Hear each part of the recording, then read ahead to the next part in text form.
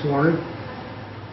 And help us, Lord, to just make the right decisions, Lord, and bless the sick and shut-in people today, Lord, and bless our loved ones who's lost other people. Be with us, Lord, and we ask for your blessings. Thank you. Amen. Thank you.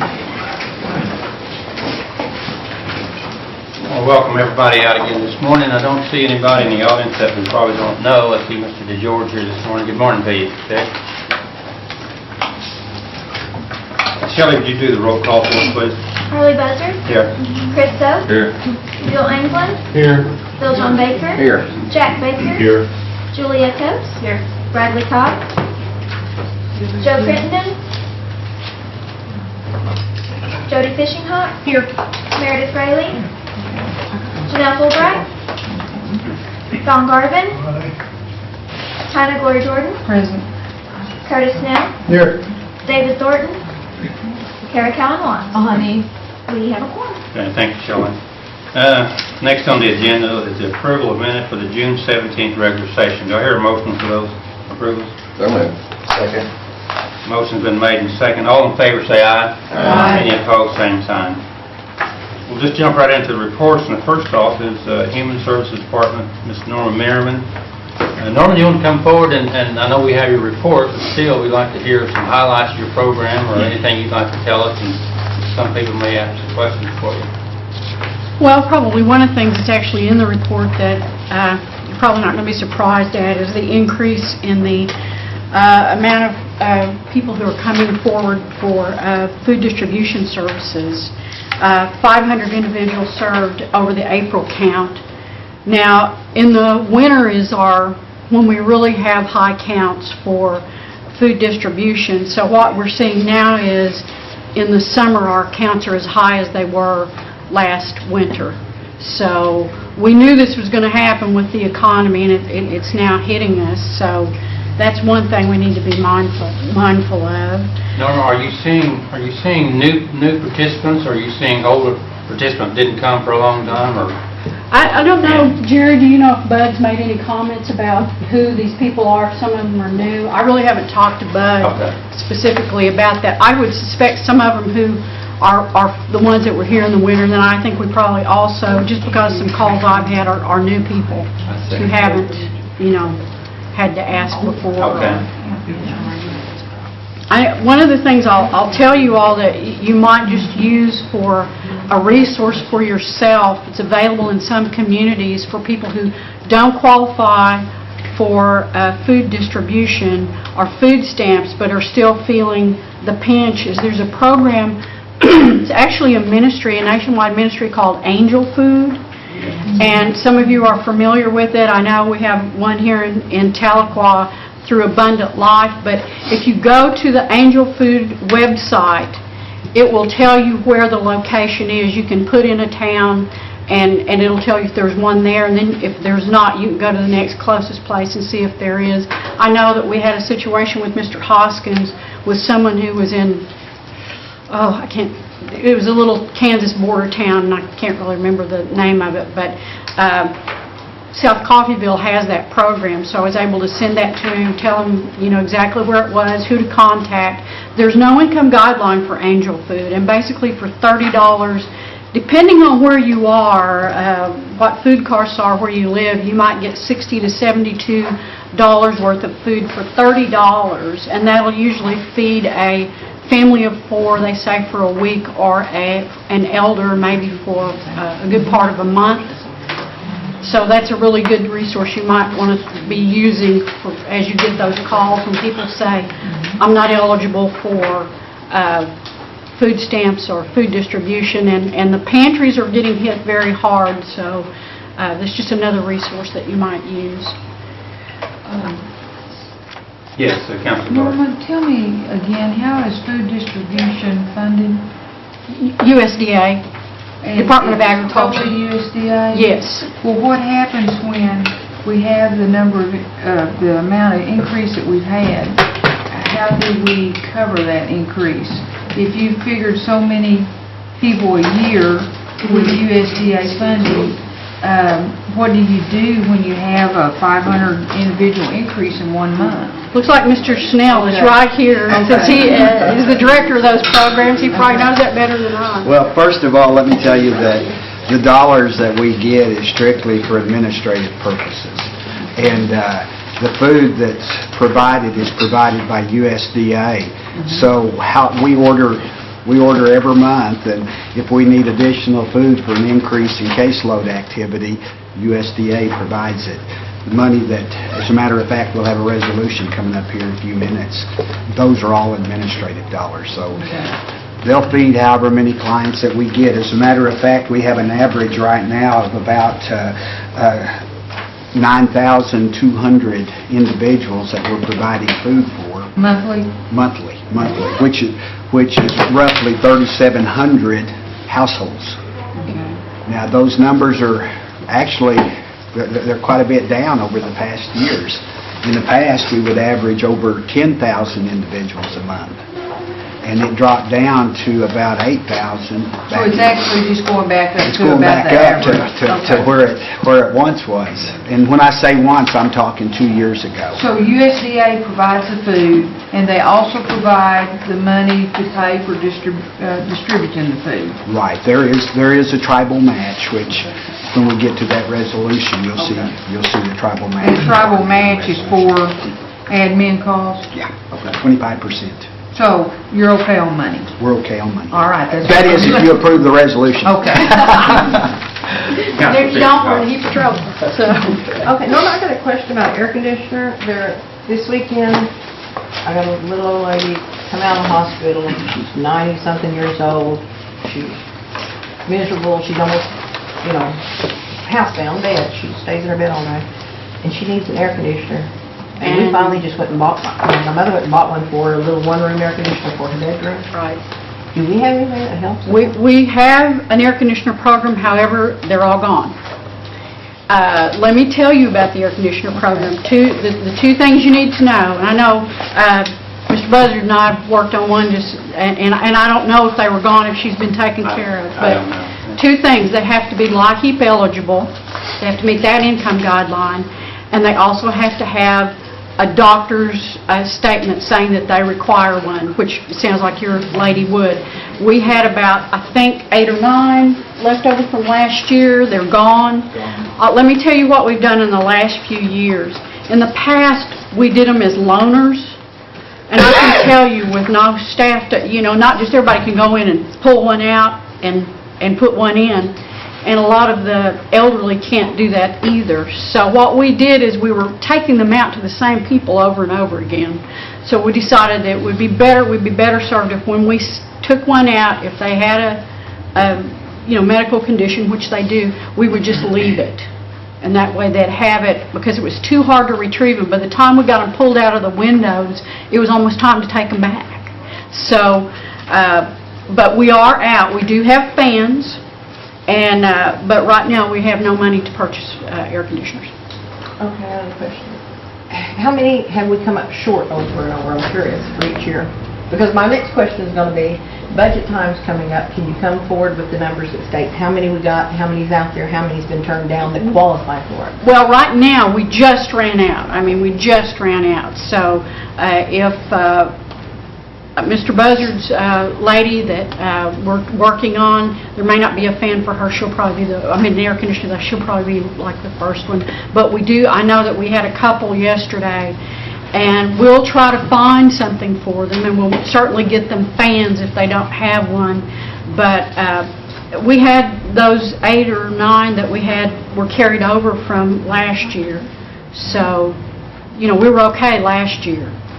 But this year, Are they one-room air conditioners? yes. Okay. Very small. And the reason is, and this is something we have to educate people, and I will tell you, before we put an air conditioner in, we go out and do a home visit. Because people will put them in the biggest room, try to cool their whole house, and it blows them up.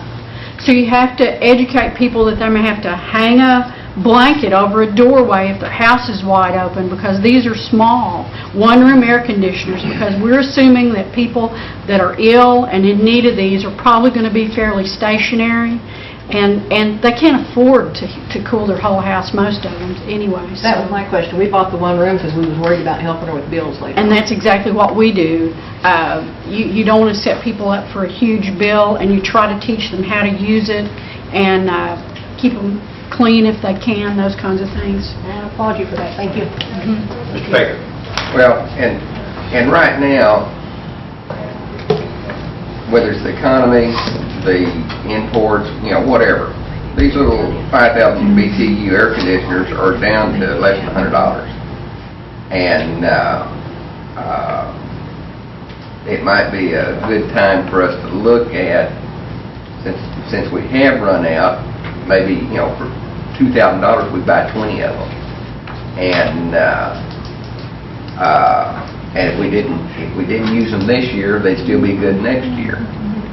And so I'm going to make a motion that we move $2,500 to executive finance to supplement the air conditioning program. I second that. We have a motion and a second to move $2,500 to the executive finance for air conditioner purchases. Any discussion? I'm just curious if those units will be bought just right, after you receive approval, or will they be purchased as needed? No, we usually try to purchase several at a time. We can sometimes work a better deal, even at the $100. I think, isn't that true, Jerry? Sometimes we can get a little bit more off. Well, like Norma was saying, we concentrate on having a cool spot. So we don't try to get very big units. Most of them are 10,000 to 12,000 BTU units, which are 110 units. In the years past, we've caught sales in the fall, and we happened to have some funds back a few years ago, which was tribal money, and we bought up 25 or 30 from Walmart at one time. And naturally, when you buy an air conditioner in July and August, you're going to have to pay the premium price. And I'm not real sure where we can buy those $100 air conditioners, but we'll do everything we can to try to locate them. All right, now that's a 5,000 BTU. If 10,000 is what you want, then I'm going to double it to 5,000. Yeah, most of the units that Okay. we've purchased in the past have been, Okay. an average of 10,000. If we'd always buy a few 12,000s in case we had some of the older MH homes. If you recall, the living room, kitchen, and dining room was all one big area, and it was just extremely difficult to, like Norma said, you can block off the back end of the house, but when they had their bed setting in the living room, you got to try to keep that whole area cool. So we would buy a few larger units, but 10,000 is the base. Okay. I committed to double. Okay, we have a motion to amend the resolution. Do I hear a second to that motion? Mr. Conklin. Any more discussion? If not, all in favor say aye. Aye. Any opposed, same sign. Thank you.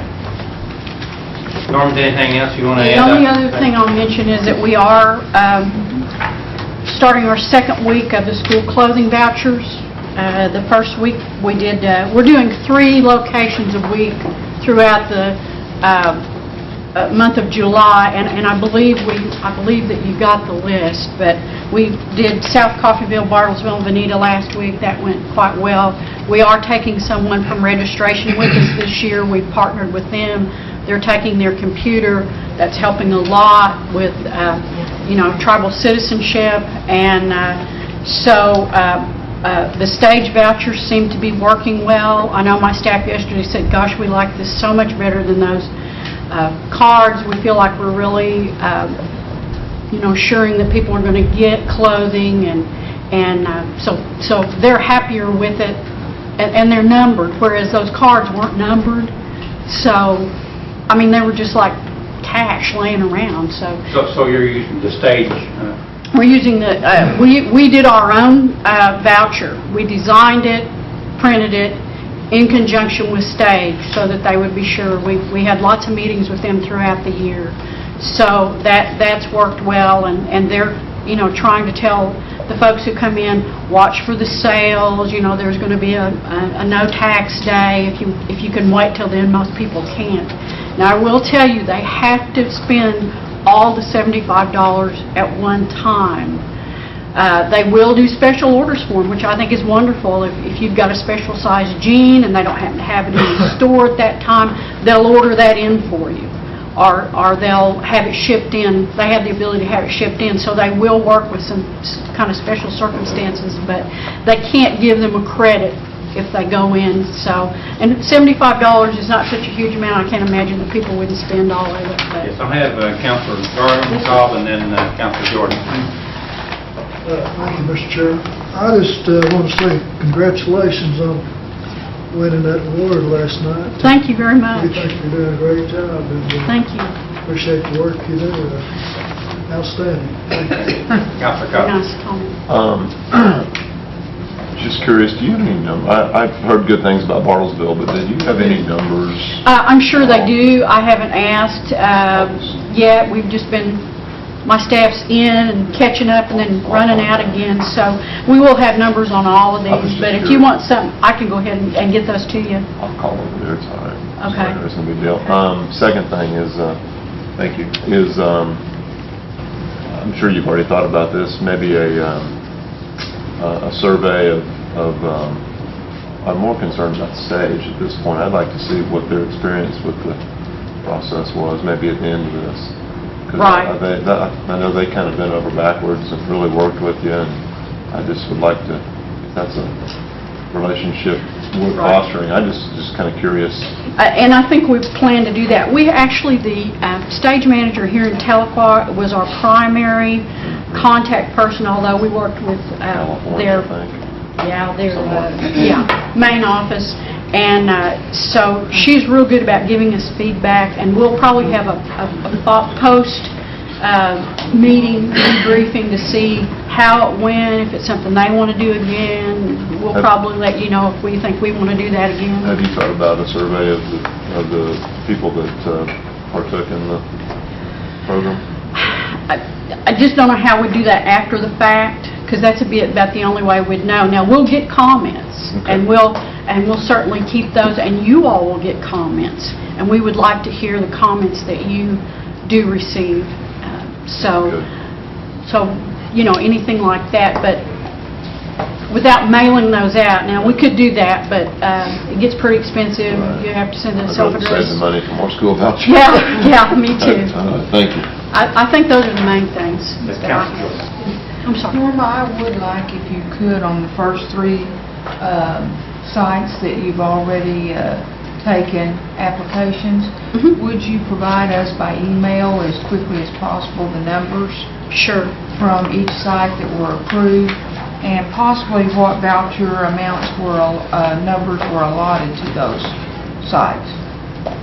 Okay. Does that make sense? Well, what we would probably just give you is the number that you get would be the number of children that were served, so that would be the number We of won't know vouchers. if there's any money that's left over from, I'm assuming you spread this money out over all the sites. Actually, what we did, we've done that in the past, but because we had an increase, we didn't do that so much this year. Okay. We knew kind of from the past what the numbers would be fairly close, but we also expected an increase this year, and I'm not sure that we've seen that. I guess what I'm trying to make sure of is if we have a little money left over somewhere, if we have others that have increased numbers, that maybe we can possibly shift that money there if we didn't need it all for a certain area. I think we're going to be okay. Last year, we had a few vouchers left, and what I did is I held them for emergencies that arose, just people coming in who applied during the year, and like for general assistance, and they had kids in school and didn't have clothes. We used them for that. We really felt like that's probably would be what you all would want us to do. So right now, do you think you'll be okay on I think money? we are, because we had a fairly substantial increase, but, we'll know more, because this week, today they're in Jay, tomorrow Tahlequah, and then they'll be in Stillwell on Thursday, and those are some of our biggest sites, so we'll have a better idea. That we started with the three smallest sites up north, and so now we went from the smallest to the biggest ones. Do you report to us on any of the end of the month committees? Do you come to any of those? Rules or NF, no. I wish there was some way we could get her to report at the end of the month, so if they are out of money, we might want to possibly consider helping them out a little bit more before school starts. Why don't, I can send you why don't you send us that counts. stuff maybe a week prior to that? Yeah. Okay. Well, actually, it's Because we'll be, 10 our days last prior. one's the 31st, so we'll be almost, and Telequal, we're doing Telequal twice. The very last one will be back at Telequal to do kind of makeup, you know, and this is one of our biggest We sites. still have about maybe 2 or 3 weeks there Yes. before school would Yes. start, though, if you Okay. ran low on money. This Okay. is probably our most popular program, and it impacts every district. I would think this would be a program that we'd all want to be very supportive of, and if she runs low on money, let's help those kids there at the end if we could. Sure, I can give you like a weekly run of numbers, so I can go ahead and give you sometime this week, the ones from last week, and then probably the first of next week, the ones from this week. So I can kind of keep you updated on what the numbers are. Kind of stay in keeping with that No Child Left Behind. Sure. Okay. Sure. Norman, can you give us that report on what day is it? You have any plans, Kelly? 31st. Can you give us that report on the 31st, the morning of the 31st? Right, so that'll be everything except the very last one, so we should be, We'll have an idea of what you have left. right, just email Shelley? Shelley. Okay. Anything else? One other thing, I do have a question on the Okay. burial assistance. What have you found out on that program? Well, and Jerry probably talks better about this than I, but the short version is that we haven't had a raise for the funeral homes in several years. And they are, I think they've all made either by telephone call to Jerry or in writing the fact that it's really, they're losing money and are asking for, I think, we're looking at up to $3,000. Is that right? All of them are asking for 3,000, and I don't know that we'll be able to go that high, but we are in the process of modifying our existing burial assistance program. As a matter of fact, I've assured administration that within the next 2 weeks I'd have a revised burial contract for them to review. And we don't know how many funeral homes will stay with us even if we did go up. But we'll have enough to continue our contracted burial program. Councilor Cobb, you had a question? Part of that's a federal program, though, is it not? How much money As a comes matter from of the federal fact, part? right now, all of it. All of it? All of it's Which is federal. exactly how- $2,400. The Bureau of Indian Affairs allows $2,500, but when we set this contract, which was '01, we allowed $100 of that for wake service because we still had a lot of families that were requesting wakes. So we wrote the contract for $2,400, which allowed us $100 for a wake. And so the existing contract is $2,400, and it's all paid out of the BIA Burial Assistance Program. Now, the new proposed modification will incorporate some tribal dollars. And what that means is we'll also be incorporating income guidelines. Because under the Bureau program, it was strictly a resolution, or it was strictly a resource eligibility guideline. And a lot of people were able to hide their resources. And they would do this in order to be eligible for the program. And of course, we have the misconception that our burial assistance program is an entitlement program. By virtue of being a Cherokee, you're automatically entitled to burial assistance, and that's not the case at all. The BIA describes it as an indigent program for impoverished families. And it's kind of gotten out of hand over the past 3 or 4 or 5 years. Jerry, I might interject Follow here up on that if you don't mind. that one of the problems that the funeral homes have is not just with how much they get, but it's also because they see this very thing happening. They see families who have several children, who have good jobs, and they're taking advantage of this program. And quite honestly, they could sell them, they could make more money on them if the family would go together, which they know that they have the ability to do, to have higher price funeral. So, but they do see people who come in that seem to be fairly well off and seeking this funeral. Because we have 2 or 3 days and sometimes 1 day when people contact us, we can't do the detective work that you might have to do in some programs to assure that these people do meet the resource guidelines. So burial is about as tricky a program as we have, I think. It is. And we do have a $65,000 appropriation from the tribe for tribal burial, which in the past 3 years or so we've never used.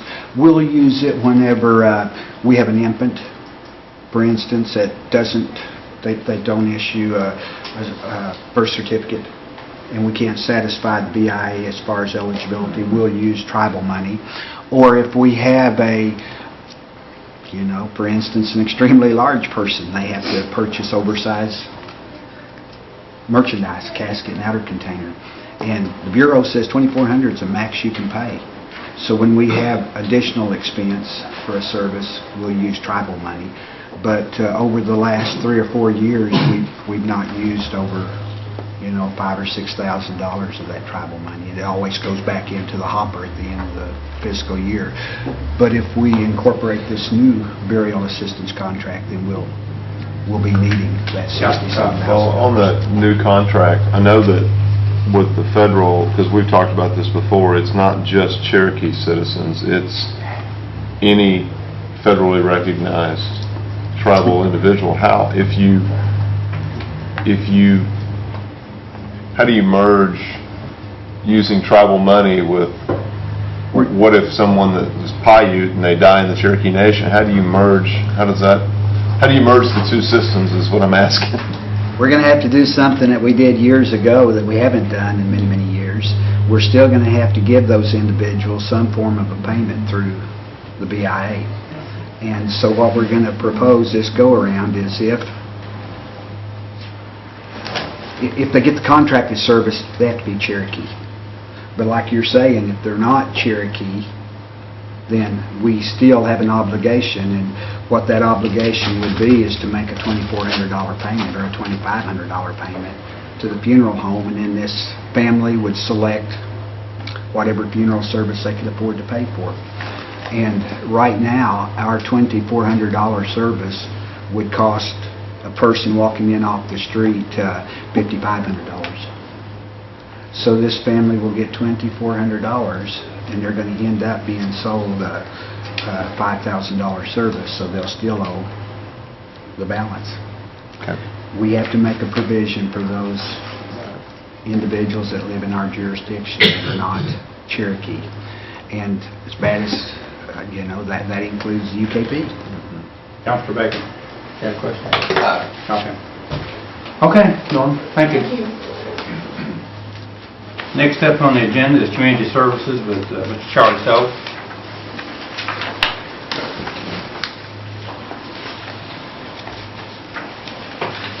Good morning, everybody. Good morning, Charlie.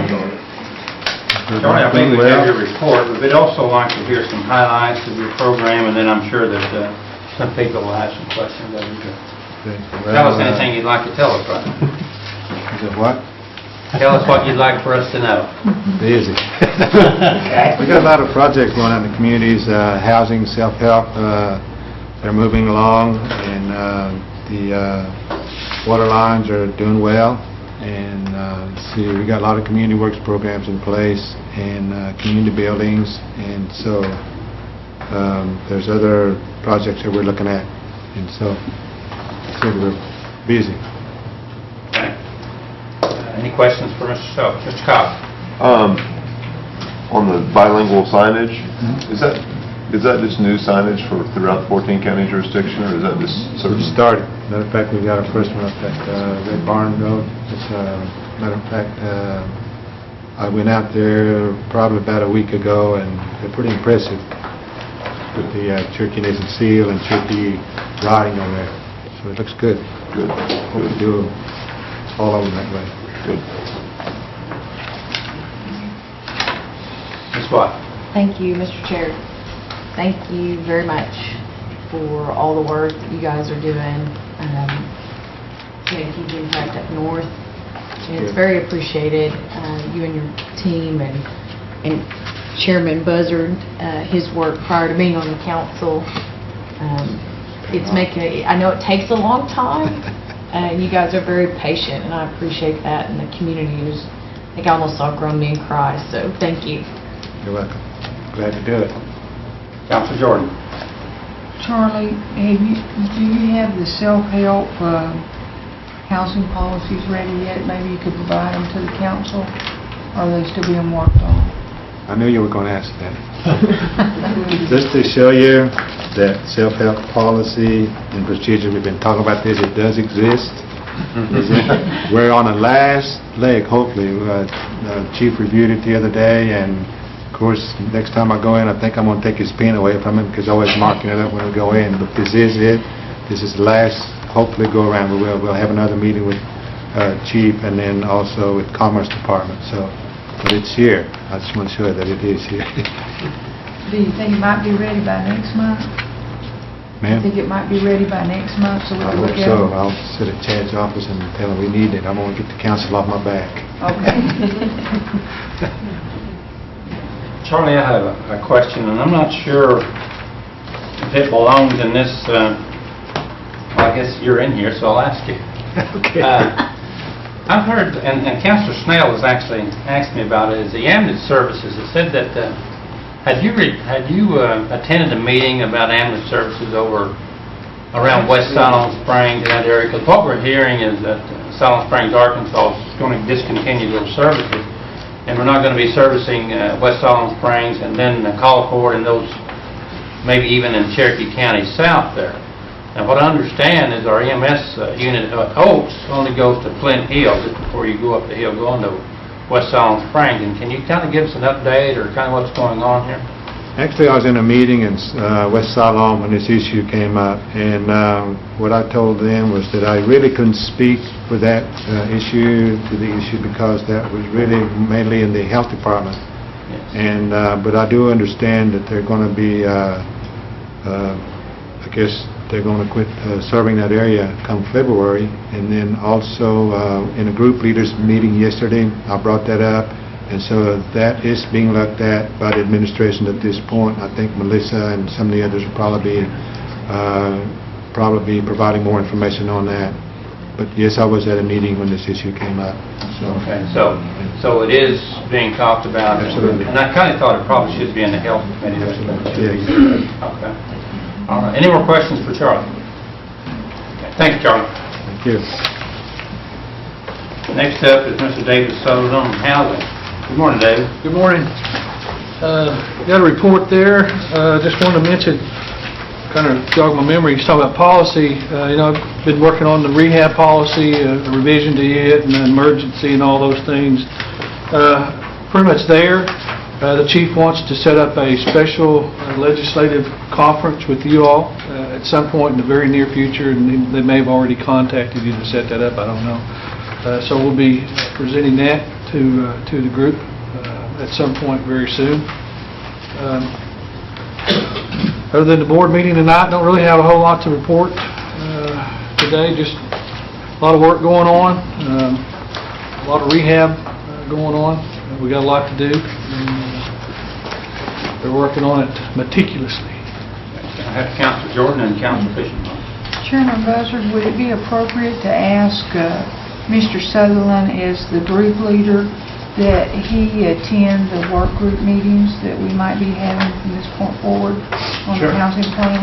I think that anyone receiving NAHASDA assistance has been invited to through Marvin and the administration. They'd like to have those folks here. So I was planning on being here. Okay, thank you.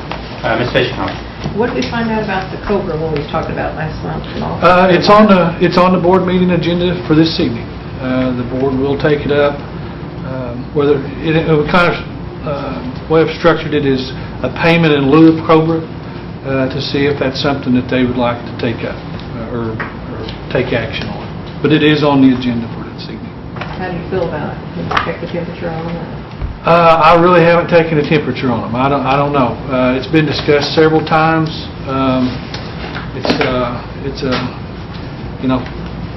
Some folks have got jobs where they've got insurance now. So should you give them a payment in lieu of COBRA when there's no way they would have gotten COBRA? I'm not sure. I don't have a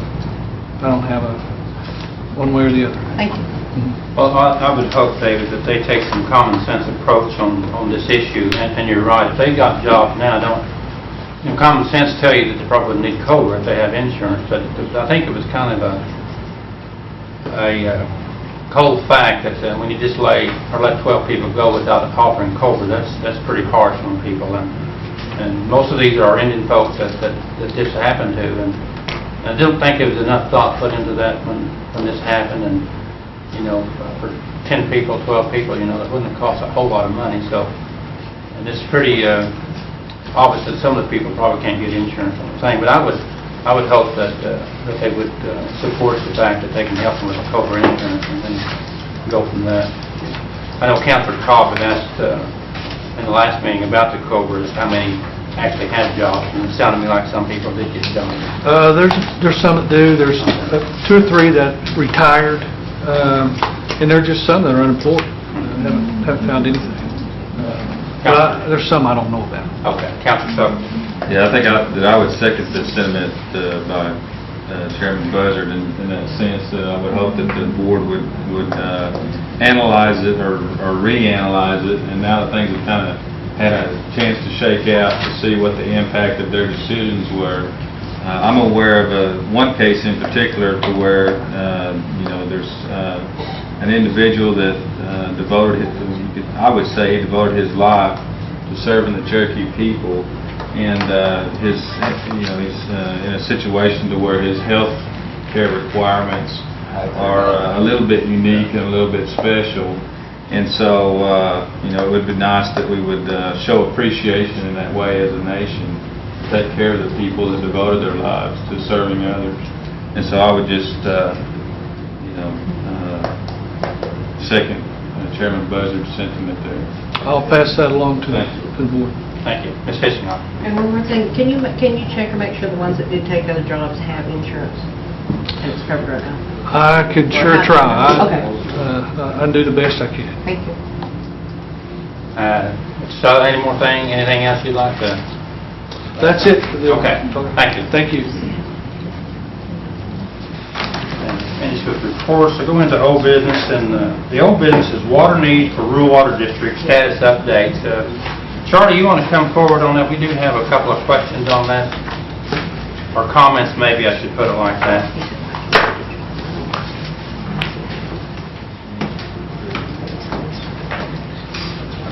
I think last month, I don't believe you were here at our last committee meeting, we'd asked Billy Hicks to get some reports together for us, and I think Rural Water Association was going to give us give an update as what the recommendations would be out of the Briggs. I know that Mr. Baker had one, but I don't think the rest of the committee has one.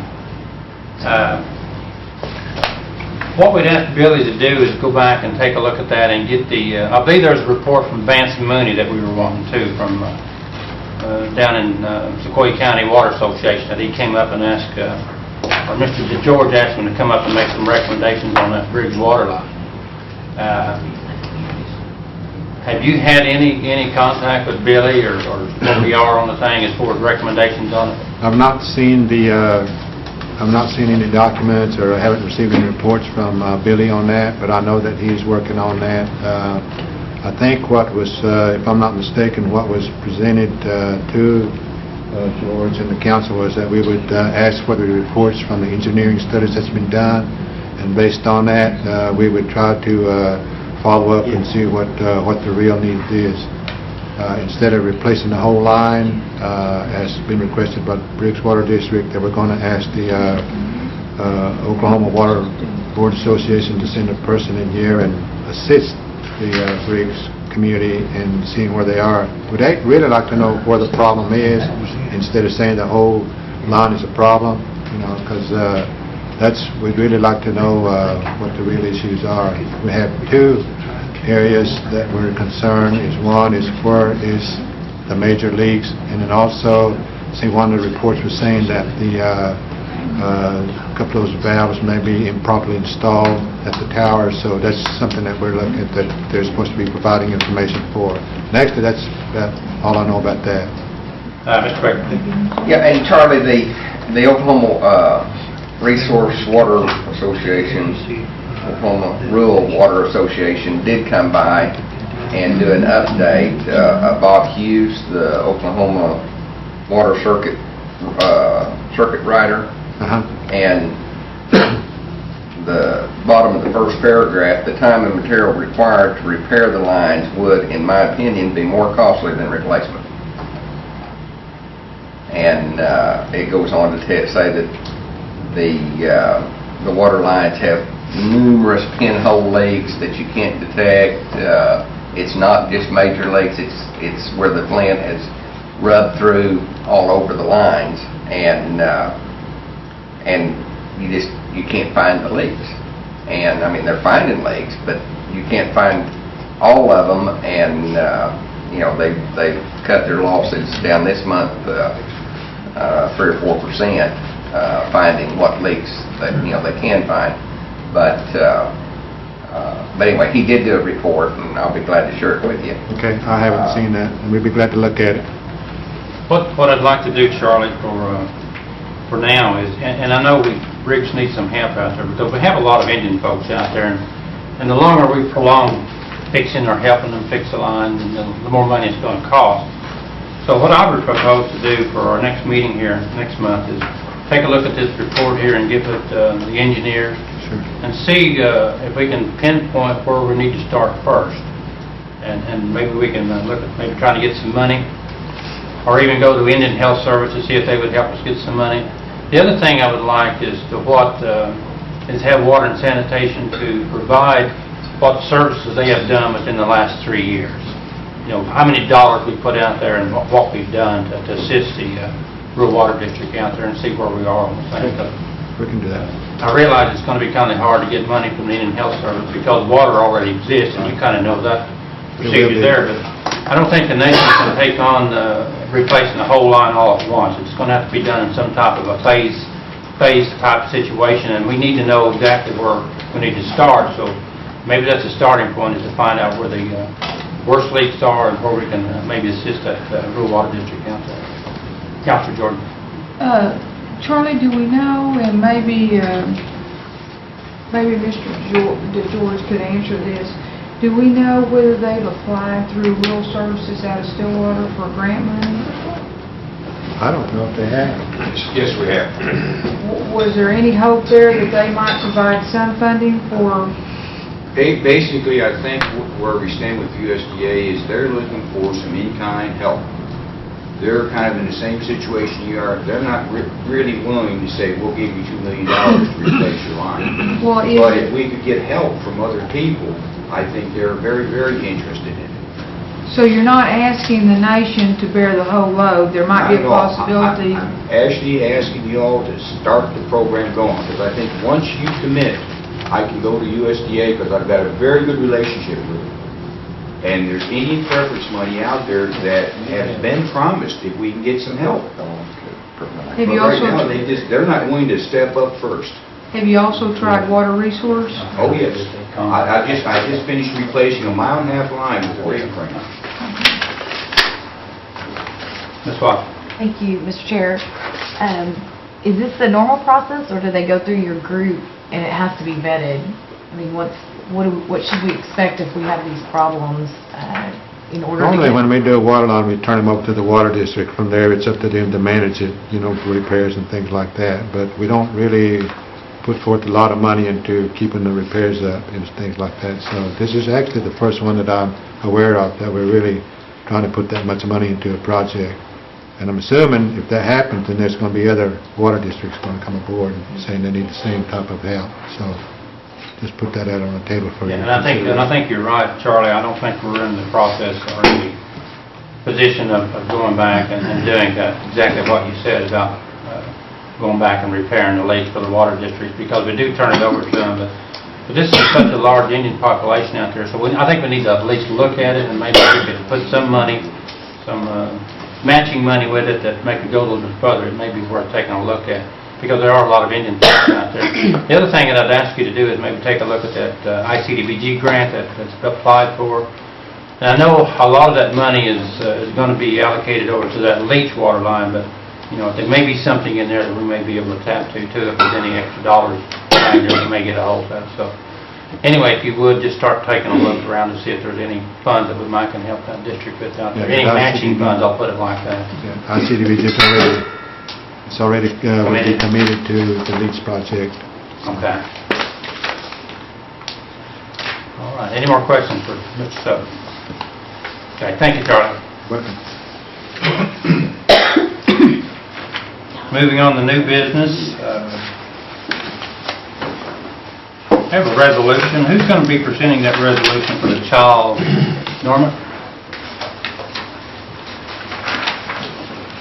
This is a resolution, I believe that Lori came and talked about the statewide early childhood pilot project. Some of you may have read about this. The Kaiser Foundation, George Kaiser, the CEO of the Bank of Oklahoma, this is where he's decided to put his money, is in early childhood, because he knows that this is where you get the biggest change.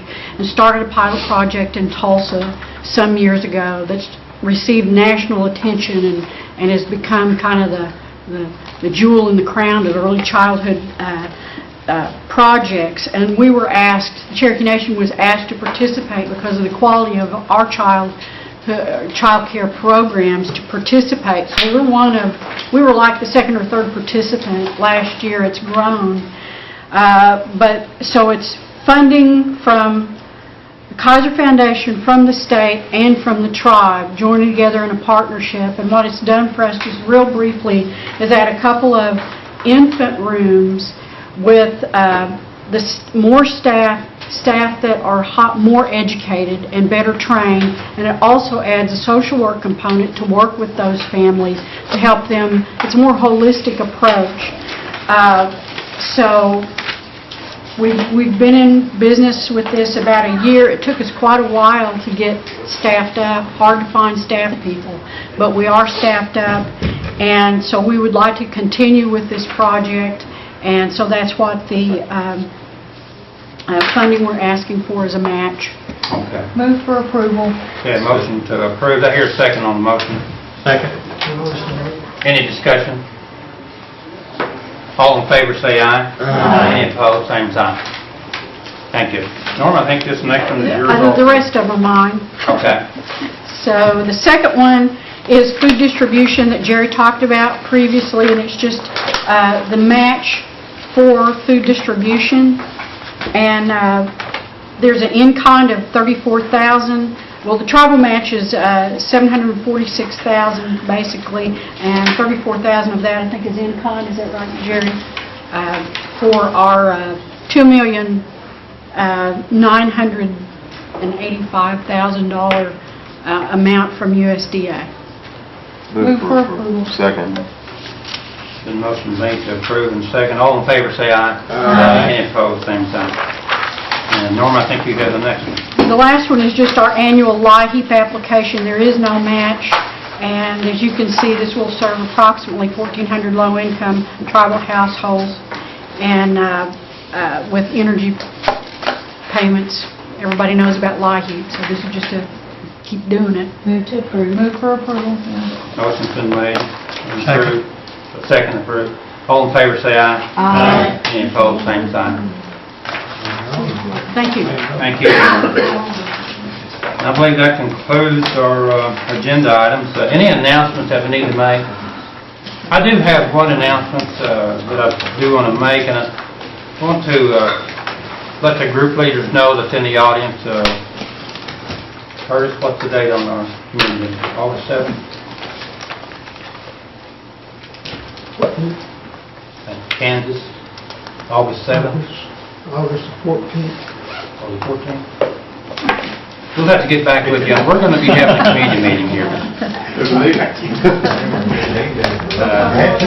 What we'll do for group leaders' information, we're going to be having a community meeting over in Kansas, and we're not sure if we're going to shore up those dates, and as soon as we get those dates shored up, we'll send an email out. And what we'd like to do is have the program people to come up and set up booths. We're going to try to have it in the American Legion building there at Little Kansas, so it'll be air-conditioned, and we're also going to try to have a hog fry that same day. It'll be in the afternoon, so you won't have to spend the whole day up there, but as soon as we get our dates shored up in the time, we'll send emails out to group leaders, so we appreciate your participation. Any more announcements? Have a motion to adjourn. So moved. Second. All in favor, say aye. Aye. Any opposed? Same time. Thank you all for coming. So,